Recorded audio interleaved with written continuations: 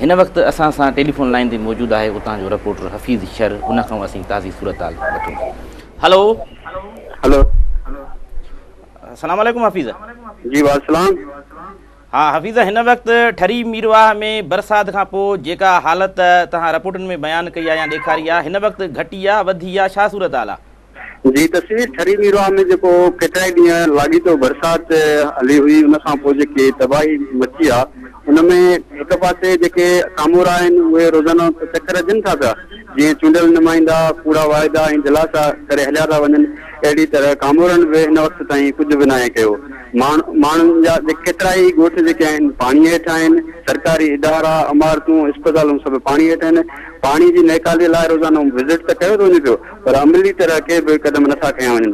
हिन वक़्तु सूरत हाल इहा आहे त केतिरनि ई ॻोठनि में एतिरो पाणी बीठल आहे जो माण्हू जेके आहिनि घरनि ताईं महदूद थियल आहिनि। हुकूमती सतह ते के बि जोगा उपाउ न आहिनि वरिता विया।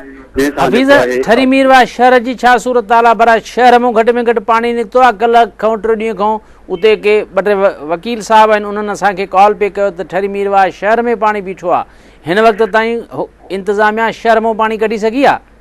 जी मंज़ूर, ठरी मीरवाह में जेको आहे आसपास जेको चौगर्द आहे उहो पाणी हिन वक़्तु ताईं बीठल आहे। ठरी मीरवाह शहर जी मीरस कॉलोनी आहे, सरकारी अस्पतालूं आहिनि, सरकारी तइलीमी इदारा आहिनि, अदालतूं आहिनि ऐं उन खां सवाइ जेके बि ॿियूं सरकारी ऑफिसूं ऐं ॿाहिरां जेके बि ॻोठ आहिनि उन समूरनि में हिनमहिल ताईं पाणी बीठल आहे। वकीलनि एहतिजाज बि कया आहिनि, शहरनि सुञाण हल्कनि एहतिजाज बि कया आहिनि, पर इंतिज़ामिया जी सवाइ ख़ातिरनि में ॿियो को बि जेको आहे अहिड़ो को क़दम न खणी सघियो आहे। जॾहिं त हिन वक़्तु जेकी आहे पाक आर्मी जे जवाननि जेको आहे पंहिंजो कंट्रोल संभाले वरितो आहे।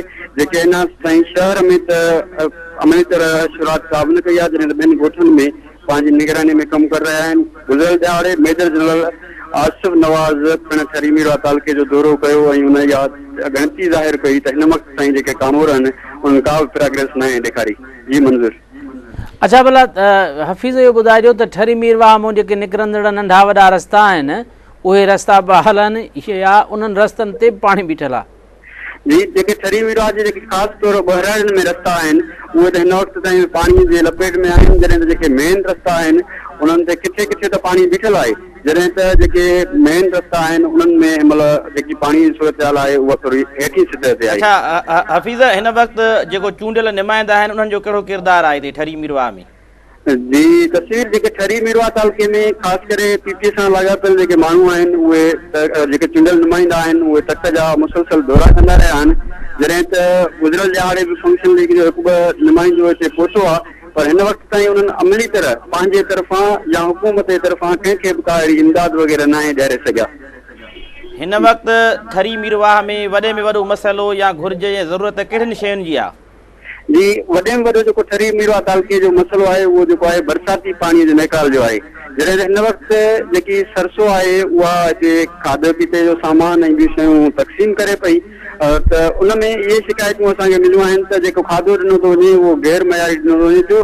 तस्वीर मां तव्हांखे इहो ॿुधाईंदो हलां त ठरी मीरवाह तालुके जे केतिरनि ई अहिड़ा ॻोठ आहिनि जिते पाणी बीठल आहे, उते हिन वक़्तु ताईं सर्वे न आहे थी सघी।